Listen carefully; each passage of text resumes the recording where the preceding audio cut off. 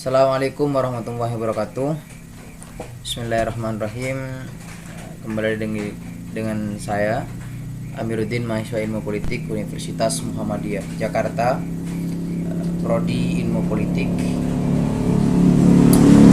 Membuat video kali ini dengan tujuan tugas mata kuliah Legal Drafting dengan dosen pengampu Dr. Muhammad Nasih, dengan tema pembahasan proses pembentukan undang-undang. Saya coba runut dari hukum dasarnya, bagaimana pembentukan proses undang-undang itu sendiri. Berdasarkan pasal 20 ayat 1 Undang-Undang Dasar Negara Republik Indonesia tahun 1945, kekuasaan untuk membentuk undang-undang ada pada Dewan Perwakilan Rakyat.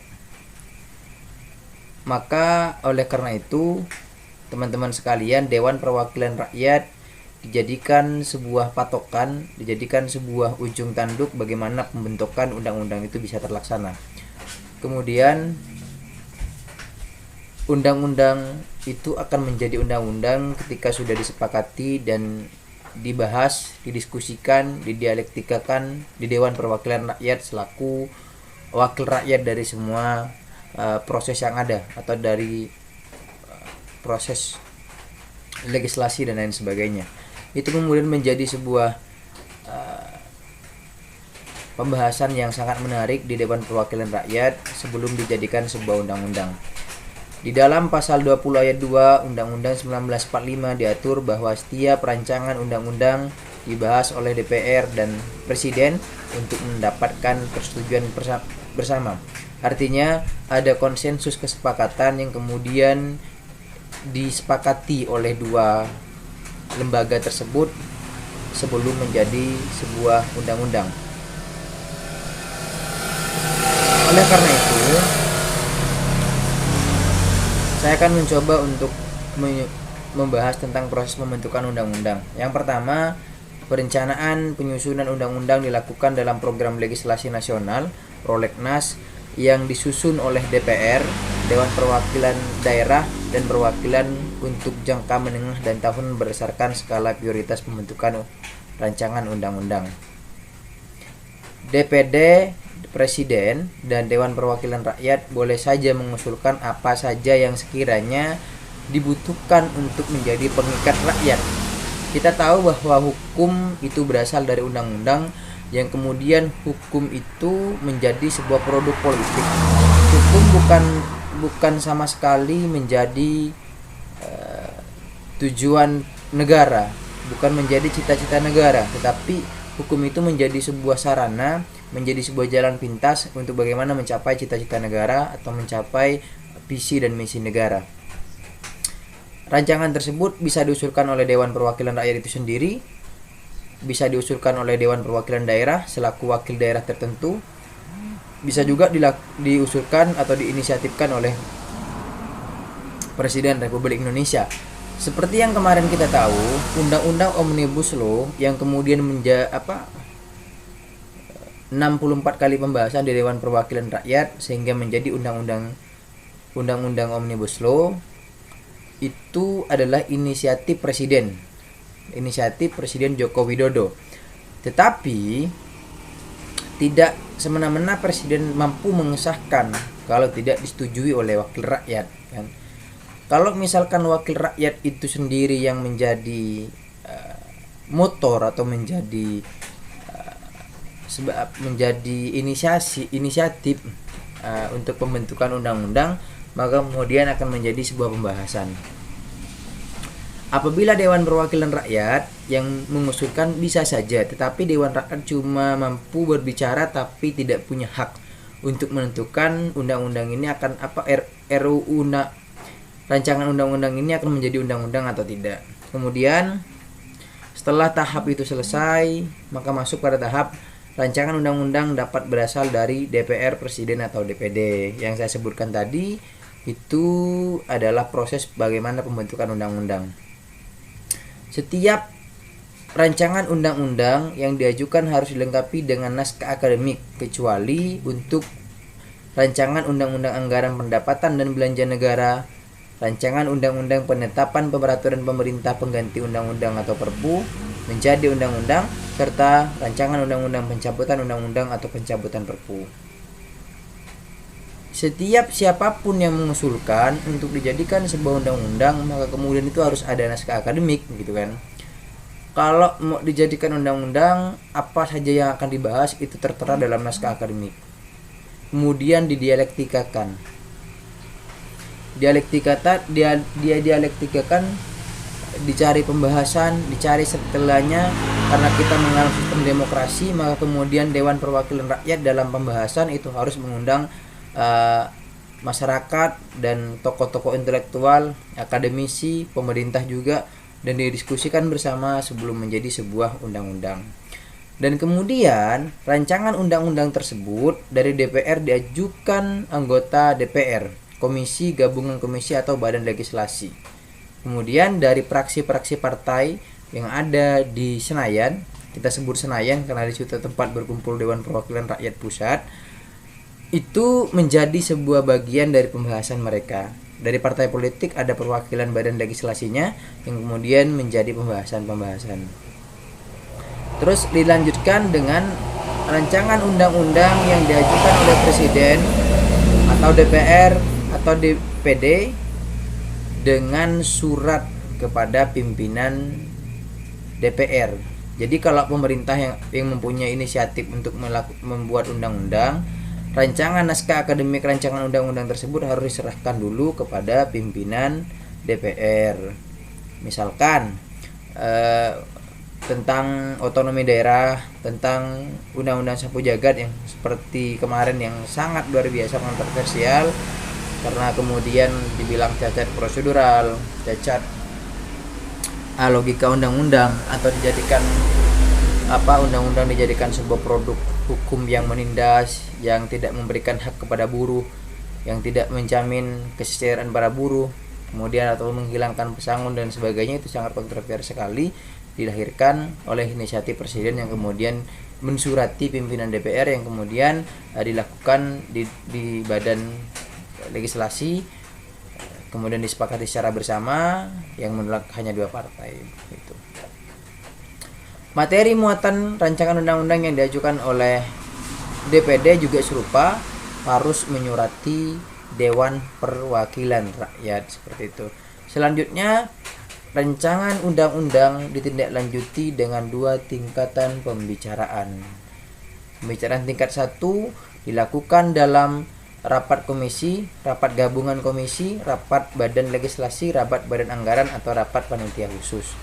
Kemudian ada rapat-rapat tertentu yang bisa saja mendiskusikan secara tertentu poin dan per poin, pasal per pasal yang berada di rancangan undang-undang tersebut. Bisa jadi dilakukan pembicaraan tingkat satunya oleh rapat komisi, rapat badan legislasi atau rapat badan anggaran kalau itu berkaitan dengan anggaran-anggaran di Dewan Perwakilan Rakyat, atau rapat panitia khusus. Kemudian di dalam Dewan Perwakilan Rakyat sepertinya kadang membentuk suatu tim khusus untuk membahas satu poin gitu kan, untuk membahas satu undang-undang.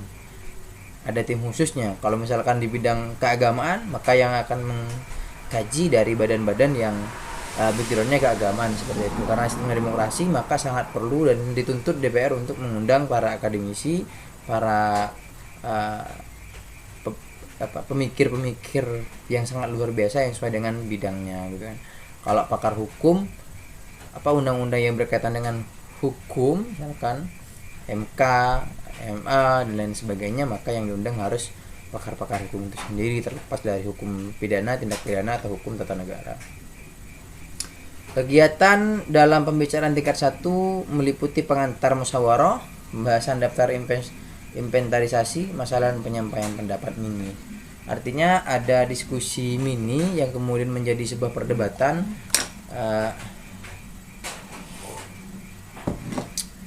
di pembahasan tingkat 1, kemudian masuk pada pembicaraan tingkat 2 dilakukan dalam rapat paripurna DPR yang berisi penyampaian, laporan yang berisi proses, pendapat mini fraksi, pendapat mini DPD, dan hasil pembicaraan tingkat 1. Kemudian setelah ada pembicaraan tingkat 1, maka DPR akan merapatkan secara paripurna yang diisi oleh perwakilan-perwakilan fraksi untuk bagaimana mendiskusikan mini gitu kan.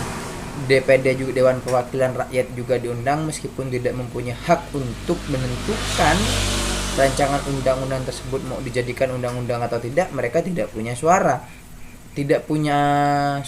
suara voting, tapi punya suara untuk berbicara, mengasih pendapat, mengasih ide, mengasih gagasan, cocok atau enggaknya, seperti itu loh. Dan juga di rapat paripurna DPR akan ada penyampaian apa sih musyawarah yang berada pada peringkat 1, seperti itu. Dilanjutkan dengan pernyataan dan persetujuan atau penolakan dari tiap-tiap fraksi dan anggota DPR secara lisan yang diminta oleh pimpinan rapat paripurna. Kemudian di rapat paripurna itu misalkan ada fraksi yang menolak, ada fraksi yang mendukung, atau fraksi yang memberikan catatan, ada saja.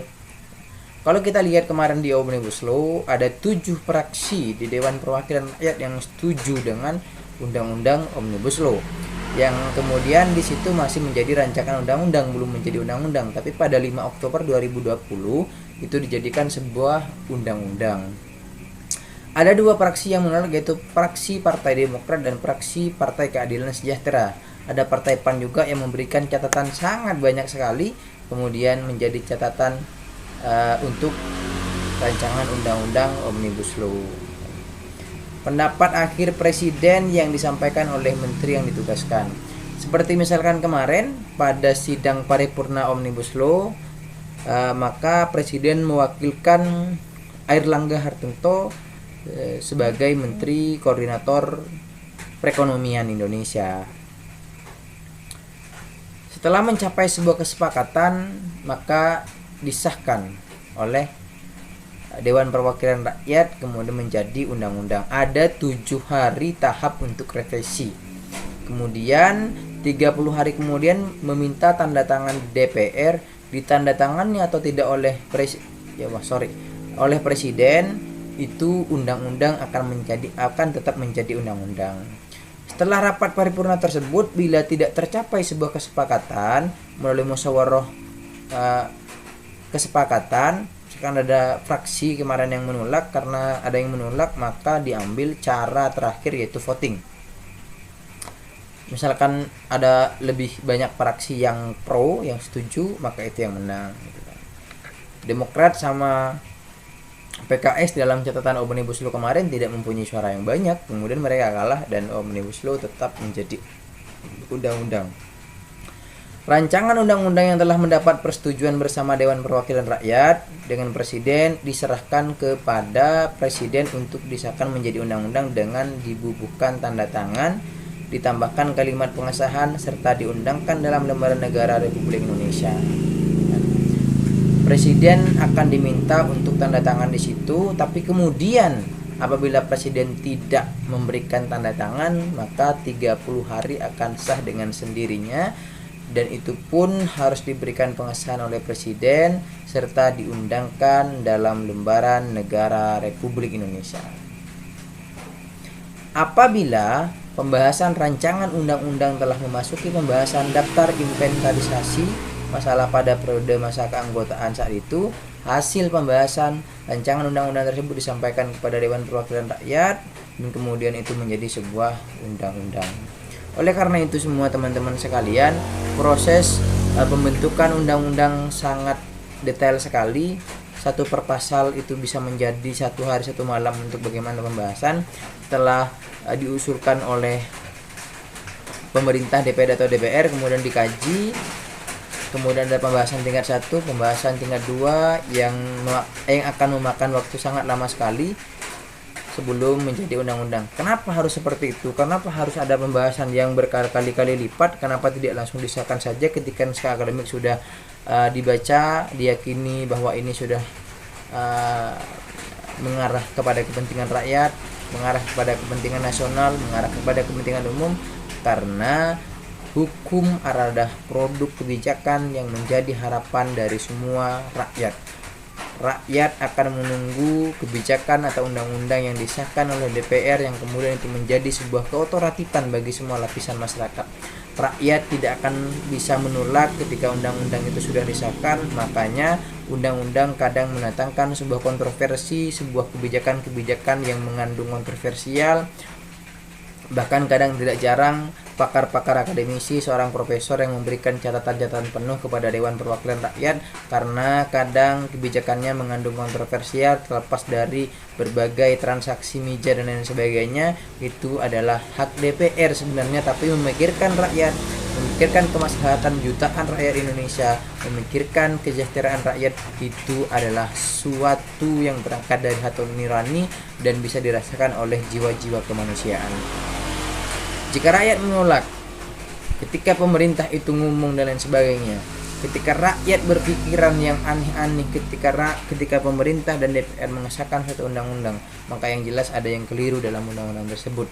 Makanya banyak ormas sekali Islam kemarin yang sangat menolak undang-undang Cipta Kerja, kemudian memunculkan gairah-gairah mahasiswa untuk turun ke jalan. Oleh karena itu teman-teman sekalian, kita sebagai sebuah agent of change, sebagai seorang pemuda, harus berani mengambil sebuah ide, harus kritis dan harus menjadi mahasiswa unggul. Menjadi mahasiswa unggul itu bukan hak anak presiden, bukan hak anak pejabat, bukan hak anak kiai, bukan hak anak dosen dan sebagainya, tetapi hak bersama. Tapi kita bisa dinilai bagaimana kemudian kita membangun sebuah peradaban ini, bukan lagi kita mengaca, kita harus bersenang-senang dan sebagainya, tapi kemampuan kita berpikir kritis dan mengasah ide, mengasah otak, supaya menjadi intelektual organik yang disegani, yang mempunyai namanya itu bukan melebar karena kita itu kaya, tapi karena kita bisa bermanfaat kepada orang lain, bisa berkontribusi terhadap orang lain. Itu yang sangat diharapkan oleh kita semua sebagai seorang pemuda. Terima kasih teman-teman, ini saja yang bisa saya dapat sampaikan. Mohon maaf saya mengurangkan diri. Saya Murudin, billahi bisa bilhaq, astagfirullahaladzim. Wassalamualaikum warahmatullahi wabarakatuh.